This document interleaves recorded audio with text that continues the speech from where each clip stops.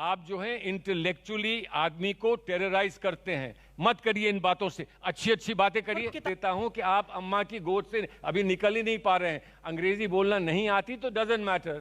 भगवत गीता आपके लिए आपका चैनल नहीं चलाती है, ये किताब चला रही है आपका चैनल, इसलिए आप इसको लेकर आ गए। तो आपका खेल और आपकी दुकान बंद हो जाएगी और लोग कहेंगे कि यार आज तो अमीश बिल्कुल बेकार निकले, कुछ नहीं कर पाए। मैं हूं यासर मलिक, आप देख रहे हैं YS3 न्यूज़। अगर आप भी गोदी मीडिया का विरोध करते हैं तो हमारे चैनल को सब्सक्राइब कीजिए और इस वीडियो को लाइक कीजिए। इस वीडियो के बारे में अपनी राय कमेंट बॉक्स में जरूर। हंगामा बच गया। हंगामा आप मचवाना चाहते थे, यह मकसद नहीं था। देखिए, दो बातें पहले कह दूं। जी सर।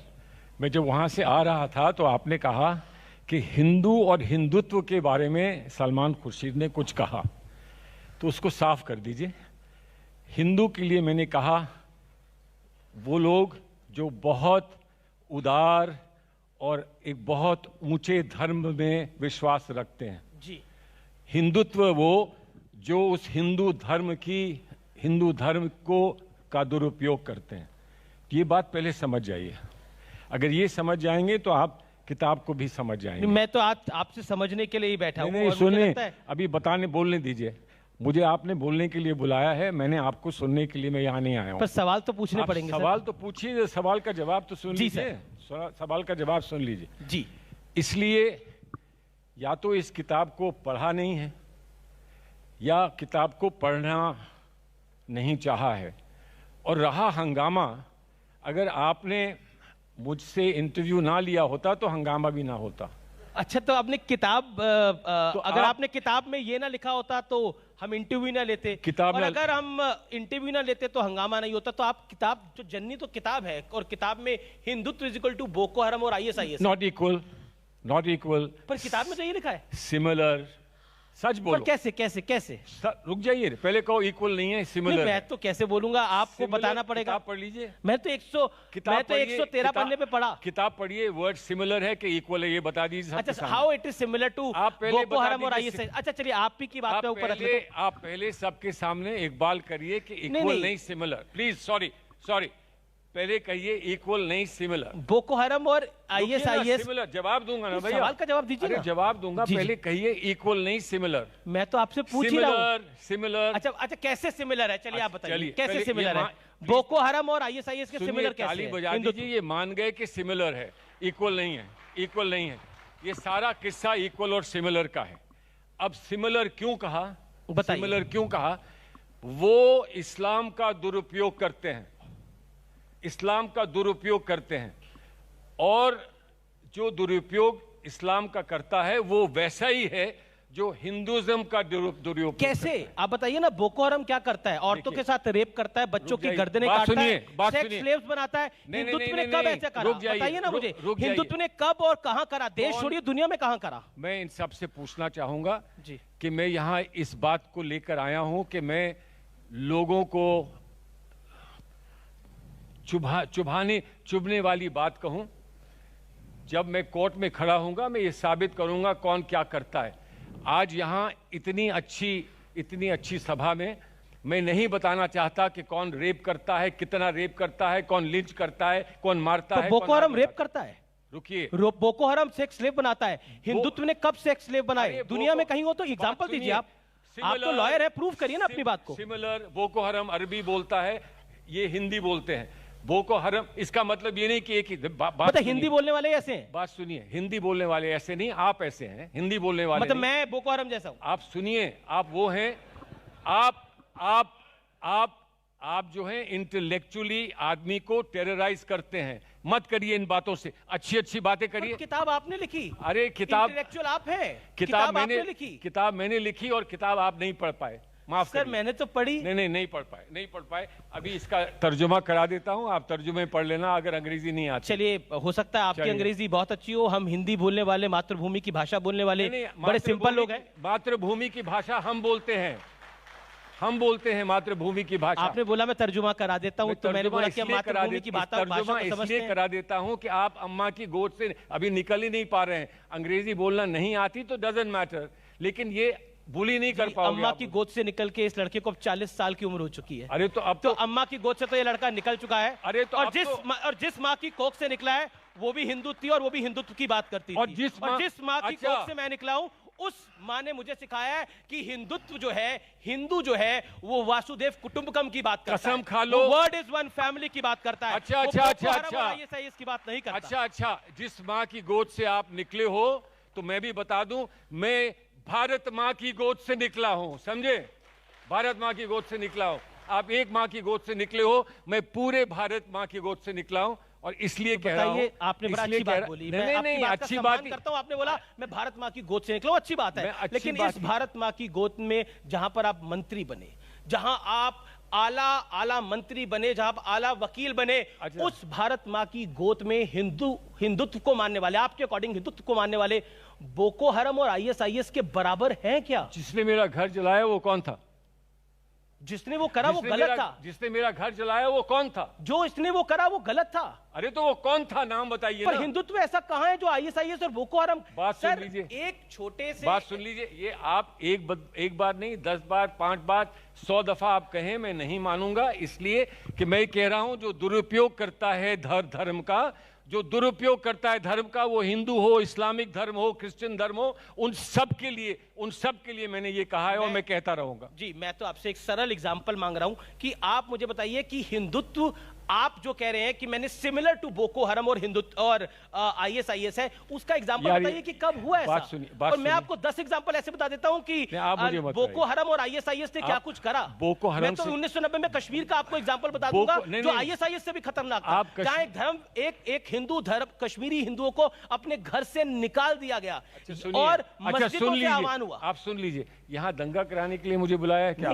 सवाल पूछने के लिए। आप बात सुन लीजिए, किसी ने हमारे सवाल पूछने पे दंगा हो जाएगा। आपके बोको हरम हिंदुत्व को, बोको हरम और आईएसआईएस, तो मसला है आईएसआईएस मेरे भाई, कुछ नहीं होगा। आपने एक बारी मुझे बोला था कि मेरी किताब की अच्छी बातें तुम पकड़ा करो, सिर्फ बुरी बातें पकड़ते हो क्या? मैं जानना चाह रहा हूं कि आपको लगता है ये बोको हरम और आईएसआईएस की तुलना गलती हो गई? नहीं, सनातन धर्म को अच्छा कहना गलत हो गया क्या? सनातन धर्म की तारीफ है कि इसमें नहीं? और अगर सनातन धर्म की तारीफ है और मैं सनातन धर्म को इस देश का एक महान धर्म मानता हूं, विश्व का एक महान धर्म मानता हूं, तो उसकी बात आप क्यों नहीं करते हो?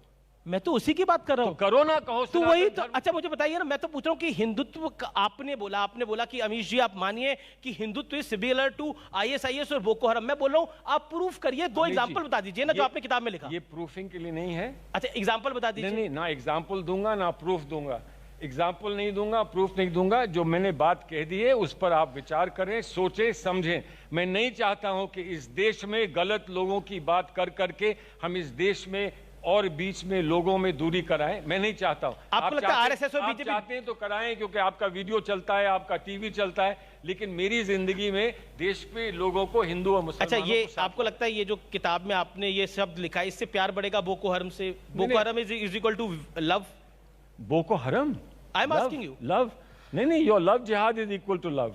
अरे आपके पास बहुत हैं अल्फाज, वो बोलो। अगर लव चाहते हो तो इस बात तो जिहाद कर लो ना, इसमें पढ़ो सनातन धर्म क्या होता है, पढ़ो इसमें। सर सनातन धर्म मुझे किताब से पढ़ने की जरूरत नहीं है, गीता में लिखा है। अरे गीता में लिखा है सनातन धर्म के बारे में, रखी होती है, रामायण में लिखा है। तो यहाँ गीता ला के रखी होती है, गीता में लिखा है, यहाँ रामायण ला के रखी। अब मुझे हिंदुत्व समझना होगा, मैं सलमान खुर्शीद साहब की किताब पढ़ूंगा कि मैं भगवत गीता पढ़ूंगा? अरे आप भगवत गीता पढ़ेंगे तो थोड़ा समझ लेंगे। अरे आप भगवत गीता यहाँ लाए होते ना। भगवत गीता आपके लिए आपका चैनल नहीं चलाती है, ये किताब चला रही है आपका चैनल, इसलिए आप इसको लेकर आ गए। सर भगवत गीता में लिखा है, शिशुपाल के भगवत गीता में भगवान कृष्ण ने एक बात को कहा है कि शिशुपाल के उन्होंने 100 गुना माफ कर दिए थे, 101 पे गर्दन उड़ा दी थी। तो अब आपकी नजर में तो भगवान कृष्ण भी हिंदुत्ववादी थे फिर? नहीं, भगवान कृष्ण हिंदुवादी नहीं थे, हिंदुवादी नहीं थे। भगवान कृष्ण एक बहुत ऊंचे महान अवतार थे।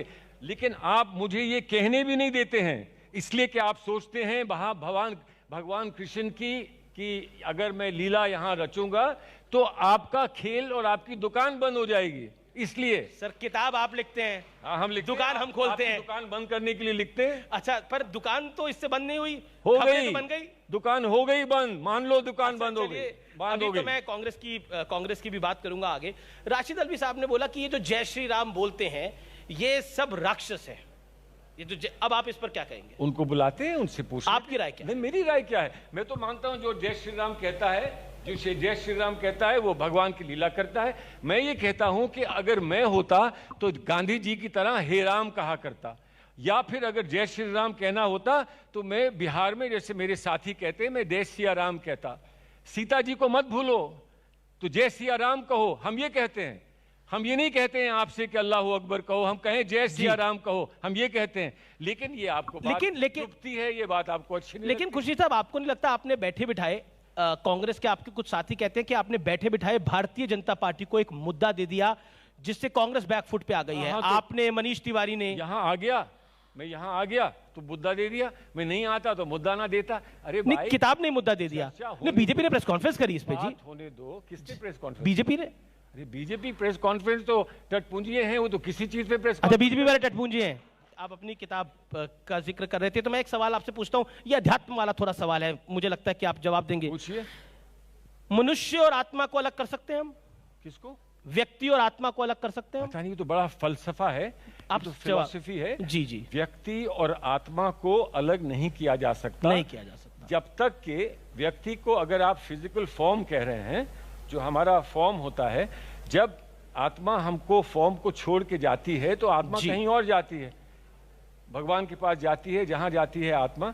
लेकिन जो हमारा फिजिकल फॉर्म होता है वो यहीं छोड़ जाती है, आत्मा छोड़ जाती है ना, तब आत्मा और तो अलग नहीं किया जा सकता आपकी राय में? अरे जब मर जाते हैं तो अलग हो जाते हैं भैया। मर जाते हैं तो अलग होते हैं, अलग वैसे तो अलग नहीं होती वो आपके हिसाब से? नहीं नहीं, जब तक जिंदा है। तो मुझे बताइए, अभी तो आत्मा है। हिंदू की आत्मा हिंदुत्व है, अलग कैसे हो? नहीं नहीं, आप कौन होते हैं बताने वाले मुझे? नहीं, ये है, मैं मानता ये नहीं हूँ, मैं मानता नहीं हूँ, मैं मानता नहीं हूँ। अच्छा, इस्लाम और इस्लामिस्ट अलग है? नहीं नहीं, इस्लामिस्ट तो कोई शब्द ही नहीं है इस्लाम में। अच्छा, इस्लाम में क्रिश्चियन और क्रिश्चियनिटी अलग है? नहीं नहीं, क्रिश्चियनिटी और क्रिश्चियन अलग कैसे हो सकता है? फिर क्रिश्चियन और क्रिश्चियनिटी अलग नहीं, इस्लाम और इस्लामिस्ट अलग नहीं, तो हिंदू और हिंदुत्व अलग कैसे? तो इसलिए अलग है कि जब आप राम धुन सुनते हैं तो उसमें हिंदुत्व नहीं है। जब महात्मा गांधी की बात सुनते हैं तो उसमें हिंदुत्व नहीं है। अब महात्मा गांधी भी हिंदू नहीं है आपके लिए महात्मा गांधी भी हिंदू नहीं है।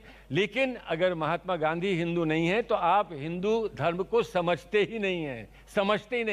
आप जानते हैं महात्मा गांधी आपने बोला हिंदू नहीं है, मुझे लगता है कि महात्मा गांधी नहीं, आपके लिए नहीं है। आपने बोला, मैं तो कहता हूँ मैं क्यों समझूंगा महात्मा गांधी हिंदू नहीं है? अरे तो फिर क्या कह रहे हैं? मैं क्यों, आप बोल रहे हो बताओ ना। महात्मा गांधी सर, इस देश के अंदर हिंदुत्व क्या है मैं आपको बताता हूँ। सहनशीलता क्या होती है? 500 सालों का इंतजार करके रामलला का मंदिर बना, अपने रामलला का मंदिर। अच्छा। और तब भी हिंदू ने कोर्ट से परमिशन मिली तो मंदिर बनाया। अब आप मुझे बताइए, ऐसा कहीं दुनिया में हुआ हो तो बता दीजिए। क्रिश्चियनिटी में हुआ हो, इस्लाम में ऐसा हुआ हो? नहीं हुआ। किताब तो आप पढ़ते नहीं हो, इसमें पूरा एक चैप्टर इसी के बारे में है इस चैप्टर।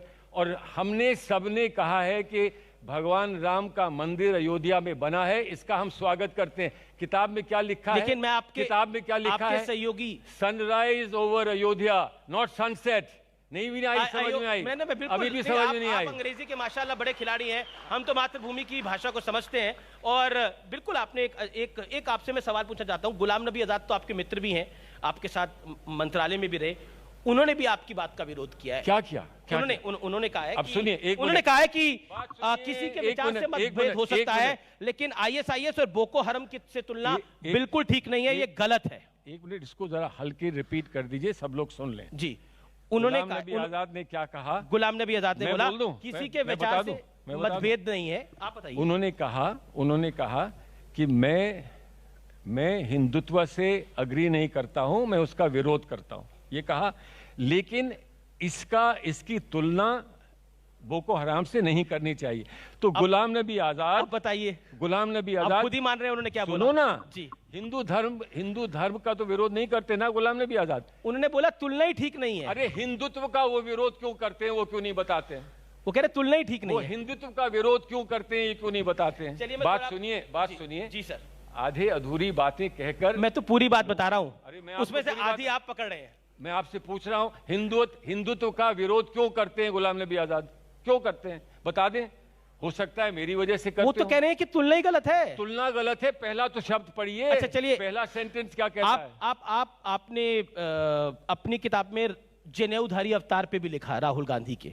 नहीं, मैंने ये आपने बोला कि ये जो जनेऊधारी अवतार है कांग्रेस का, क्या है उसमें क्या प्रॉब्लम? मैं सवाल पूछ रहा हूं आपसे, क्या आपको लगता है कि वो गलती थी कांग्रेस की गुजरात चुनाव में राहुल गांधी का जनेऊधारी अवतार दिखाना? नहीं, अवतार कोई दिखाना चाहता है, आप मेरा अवतार दिखा रहे हैं, मुझे कैसा बता रहे हैं, वो सब लोग थोड़ी मान तो कांग्रेस नहीं बताया था ना? अरे सब लोग नहीं मान लेंगे, कांग्रेस में मैं भी तो हूँ भाई। जी। हर चीज कांग्रेस की आप मुझे समझा रहे हैं, मैं भी तो कांग्रेस में हूँ। राहुल गांधी जी जनेऊ पहने, मैं उनका स्वागत करता हूँ। राहुल गांधी जी मंदिर जाएं, मैं उनका स्वागत करता हूँ। राहुल गांधी जी प्रवचन दें धर्म पर, मैं उसका स्वागत करता हूं। मुझे उसमें क्या समस्या है? तो आपको क्यों समस्या है कि राहुल गांधी प्रवचन करते हैं या वो आपने किताब में लिखा, आप अपनी किताब में लिख रहे हैं और समस्या हमसे पूछ रहे हैं कि कांग्रेस को जनेऊधारी अवतार नहीं दिखाना चाहिए। अमीश देव को तुम्हें क्या समस्या है? यहाँ कितने जनेऊधारी बैठे हैं? यहाँ कितने बैठे हैं? उनको क्यों नहीं आप लिखा? तो आपने मैंने नहीं लिखा आपने जिसने कहा और जिसको आपने दोहराया उसके बारे में लिखा। क्यों लिखा? मैं जानना चाहता हूं। इसलिए लिखा कि हिंदू धर्म में कोई जनेऊधारी है और जनेऊ पहनना चाहता है तो हम उसका स्वागत और आदर करते हैं। ये आदर शब्द आप जानते नहीं, स्वागत शब्द आप जानते नहीं। मैं तो सारे शब्द क्या बताऊं? अरे आदर भी जानता हूं, अगर जानते होते, जनेऊ भी जानता हूं। अगर जानते होते तो वो शब्द इस्तेमाल करते। अच्छा, किस मतलब मैं वही जान रहा हूं कि ये लिखा किस लिए कि जनेऊ नहीं दिखाना चाहिए था? मैं वही जानने की कोशिश कर रहा हूं। जनेऊ तो अंदर पहना जाता है, अंदर पहना जाता है। मैंने जनेऊ ऊपर नहीं देखा, तो बाहर दिखा के गलती करी। नहीं, मैं कह रहा हूं कि जहां मुझे समझ है वो ये है कि जनेऊ अंदर पहना जाता है और जनेऊ का प्रचार नहीं किया जाता है। जनेऊ एक पर्सनल चीज है, उसका प्रचार नहीं किया जाता है। तो उस पर चर्चा क्यों कर रहे हैं? उसको कांग्रेस ने प्रचार किया, किसी को पता थोड़ी था राहुल जी जनेऊ डालते हैं। अगर किया तो उसको बुलाया होता जिसने किया, मैंने तो नहीं किया तो ना। गलत कर दिया प्रचार। मैं क्या जानता हूँ गलत किया, अच्छा किया, बुरा किया। आप भी नहीं बोलना चाहते, आप ना भी नहीं बोलना चाहते। मुझे तो गाना याद आता है, ना इनकार करना चाहते हैं ना इकरार करना चाहते। इसलिए कि आप ना इनकार करने देते हैं ना इकरार करने देते हैं। जो मैंने करिए सर, माइक आपके पास है। सुनिए, नहीं कुछ नहीं, इसलिए कि मैं कुछ बात कहता हूं उसका आप बतंगड़ बनाते हैं, तो मैं आपको मौका नहीं दे रहा हूं। आज पूरी शाम आपकी बेकार गुजर गई और लोग कहेंगे कि यार आज तो अमीश बिल्कुल बेकार निकले, कुछ नहीं कर पाए। सर ऐसा होता है कि अरे हमारे भी कुछ चाहने वाले बैठे हैं, आपके बहुत सारे चाहने वाले बैठे हैं, लेकिन सब जज नहीं, मेरे को लगता है कि आप जितनी बेबाकी के साथ जवाब दे रहे हैं, एक जोरदार तालियां तो होनी चाहिए सलमान खुर्शीद साहब के लिए। जोरदार। अब इन्होंने नई चाल चली है कि इस तरह से नहीं। देखिए हमारे सवाल आपको चाल लग रहे हैं और जो चाल आपके साथ चल रहे हैं ममता बनर्जी, उनको आप कुछ नहीं कह पा रहे। ममता बनर्जी कह रही हैं कि विदेश घूमकर राजनीति नहीं होती, वो राहुल गांधी पर कह रही हैं। कहने दीजिए, राहुल गांधी जी उनसे बात करेंगे, उनसे पूछेंगे तो मैं ऐसा क्यों कह रही हूँ। राहुल जी का मजाक उड़ा रही हैं एक तरह से। नहीं, क्यों मजाक उड़ा रही है? हम दीदी का मजाक नहीं उड़ा रहे। खिला होबे वो कहती हैं तो हम भी कहते हैं खिला होबे, कोई मजाक नहीं उड़ा रहे हैं। ये तो पॉलिटिक्स में बातें की जाती हैं, कही जाती हैं, हर चीज को बहुत सीरियसली लेना नहीं चाहिए। उनका कहना है कि Rahul Gandhi part time politician. नहीं, पार्ट टाइम पॉलिटिशियन नहीं, मैं तो आपके बाहर दोस्तों को बोलकर आया हूं, मैं भी पार्ट टाइम हूं। आज 4 बजे मैंने आपके स्टाफ को बोला था कि मुझे 4 बजे से पहले मत बोलना, मुझे सुप्रीम कोर्ट में बहस करनी है, तो मैं 4 बजे से पहले नहीं आऊंगा। तो मैं भी पार्ट टाइम। लेकिन कांग्रेस भी पार्ट टाइम ही बनी जा रही है देश के लिए। नहीं, कोई बात नहीं है। प्रोफेशनल्स जो होते हैं, प्रोफेशनल्स कई काम करते हैं, मल्टीपल पर्सनालिटी होती है। जिन लोगों को कुछ काम नहीं, सुबह कुर्ता पहना, पजामा पहना और बाहर निकल गए और पॉलिटिशियन बन गए, उन पॉलिटिशियन से ये देश नहीं चलेगा। जी, अब क्योंकि यूपी का चुनाव है, तो क्या आपको लगता है कि भारतीय जनता पार्टी को कांग्रेस हरा देगी इस बारी उत्तर प्रदेश में? भारतीय जनता पार्टी अपने आप को हरा देगी। हमारी पार्टी, कांग्रेस पार्टी मेहनत कर रही है, हमको एक अच्छा नेतृत्व प्राप्त हुआ है, हम मेहनत कर रहे हैं, एक दूरदर्शी हमने कार्यक्रम बनाया है और हम उम्मीद करते हैं कि इस दफा हम अपनी पहचान एक बार फिर उत्तर प्रदेश में बना के दिखाएंगे। अगला सवाल है, मनीष तिवारी की किताब रिलीज हुई है और उस किताब में लिखा गया है कि 26/11 के बाद एक्शन होना चाहिए था, ऐसा नहीं हुआ, ये संयम नहीं, ये कमजोरी है। आप भी उस सरकार में मंत्री थे। मैं इतना आपसे बता सकता हूं कि एक्शन हुआ था। मैं फॉरेन मिनिस्टर, दिखा नहीं। मैं फॉरेन मिनिस्टर रहा हूं, हर चीज दिखाई नहीं जाती। चोली के मनीष तिवारी क्यों लग रहा है? चोली के पीछे क्या है ये पूछा नहीं जाता, ये पूछा नहीं जाता, समझे? थोड़ा डिप्लोमेसी में और इंटरनेशनल रिलेशन में, इंटरनेशनल रिलेशन में थोड़ा सा पर्दा रखना जरूरी होता है। अब उन्होंने क्या लिखा है, आज किताब में क्या निकला है, उस पर आगे टिप्पणी करेंगे। आज मैं क्या करूं, आज तो किताब भी यहाँ नहीं है। सर, उनकी किताब तो आप ले आए होते। सर, क्योंकि आपने चोली के पीछे की बात करी, हम सबके घर में माँ बहन बीवी बेटी सब है, तो मुझे लगता है कि चोली के पीछे क्या होता है आपको भी पता है, हमें भी पता है, तो फिर मुझे नहीं लगता उसको किसी को बताने की जरूरत नहीं है। नहाते सब कपड़े उतार कर ही हैं, सबको पता है, पर मंच पे बोला नहीं जाता वो। लेकिन 26/11 के बाद, लेकिन 26/11 के बाद सुनिए, इतना बड़ा गाना क्यों चला है कि चोली के पीछे क्या है, टी टी टी। गाने तो बहुत चलते हैं सर। तो चलते ना गाने, इसलिए चलते हैं कि जो आदमी को जितनी समझ होती है उस समझ के लिए जो आप मीडिया के लोग होते हैं, मीडिया के लोग होते हैं, उतना एक वो भी है डांस, वो एक है पप्पू कान डांस वाला, क्या करूंगे अब आप, गाने तो कई सारे हैं। नहीं, पप्पू कान डांस ये तो कभी किसी ने कहा ही नहीं है, ये तो कभी किसी ने दुनिया में कहा ही नहीं है कि कोई डांस नहीं कर सकता है जी। मसला जो हो गया है वो डांस कराने वाले का हो गया है। अच्छा, डांस करने वाले का नहीं है, डांस कराने वाले का है। हाँ। कि इसको उंगलियों पे ऐसे मैं डांस कराता हूँ, आज पूरी शाम मुझे डांस कराने की कोशिश कर रहे हैं। हम क्यों आपसे डांस कराएंगे सर, हम लग रहा है ना हम आपसे क्यों डांस कराएंगे, लेकिन ममता बनर्जी के ऊपर कांग्रेस घबरा क्यों रही है, मतलब डर रही है कांग्रेस पार्टी? मैं घबराया वो लग रहा हूँ? मैं आपसे पूछ रहा हूँ, मतलब आप जवाब क्यों नहीं दे रहे? अगर बीजेपी ने बोला होता तो आप बोलते कैसे हिम्मत हो गई उनकी बोलने की? मैंने कभी कहा बीजेपी को हिम्मत कैसे हो गई? बीजेपी पावर में है, बीजेपी कहती है, उलझुल बातें। ममता बनर्जी क्यों कह रही है? नहीं कह रही है तो कह रही है, मैंने आपसे कह दिया। वो थर्ड फ्रंट, वो एक बड़ा फ्रंट बना रही है जिसमें शरद राव पवार भी है। बनाए, स्वागत है, बनाए, कौन मना कर? वो कहती है कांग्रेस देश का विपक्ष अब नहीं हो सकती, इनडायरेक्टली। अरे वो कह रही हैं, इनडायरेक्ट क्यों कह रही हैं, डायरेक्ट कह दें, कोई प्रॉब्लम नहीं है। हमको भी तो अपनी पार्टी में विश्वास है, जो हमारी पार्टी में विश्वास नहीं रखते थे वो ममता जी के पास चले गए हैं। Goodbye, thank you. वो यहाँ नहीं है, हम तो यहाँ हैं, तो हम यहाँ हैं और हम यहीं रहेंगे। लेकिन क्या आपको लगता है कि इतने सारे नेता आपकी पार्टी को छोड़ के चले गए, ये एक सेटबैक है कांग्रेस पार्टी के लिए? यूपी के अंदर जितिन प्रसाद ने छोड़ दिया, जब भी घास, ज्योतिरादित्य सिंधिया साहब ने छोड़ दिया। जब भी घास को काटा जाता है ना तो नई पौध निकलती है, नई घास निकलती है अंदर से, तो मौका तो है। ये बेकार थे लोग, नए लोग निकलेंगे। ये बेकार लोग, नए लोग जो गए छोड़कर? नहीं, बेकार क्यों थे, जैसे थे। तो घास बढ़ जाती है, जो फालतू घास होती है वही काटी जाती है ना। तो फालतू घास, आपने एग्जाम्पल दिया, फालतू घास तो काम आती है ना, उसको चारा बनाते हैं ना, उसको तो किसका चारा बन गए? उसको गाय भैंस को खिलाते हैं ना, तो वो तो बन गए चारा बीजेपी का, तो चले गए बेचारे, चले गए, जाने दो। तो आप मानते हैं कि इनकी अब आवश्यकता नहीं थी? ये ठीक है, चले गए। आवश्यकता की बात नहीं होती है। जीवन में ये एक सिस्टम होता है जिससे कि कुछ लोग आते हैं, कुछ लोग जाते हैं। जीवन में ये होता है ना, आपके हमारे घर में, फैमिली में कुछ लोग आते हैं, बुजुर्ग हो जाते हैं, चले जाते हैं, नए बच्चे पैदा होते हैं। इसी तरह से ये आगे हम लोग आगे बढ़ पाते हैं। बढ़ने दीजिए, नए लोग आएंगे, नए चेहरे आएंगे, नए विश्वास के साथ आएंगे, पार्टी में नए लोग आएंगे और पार्टी मजबूत होगी।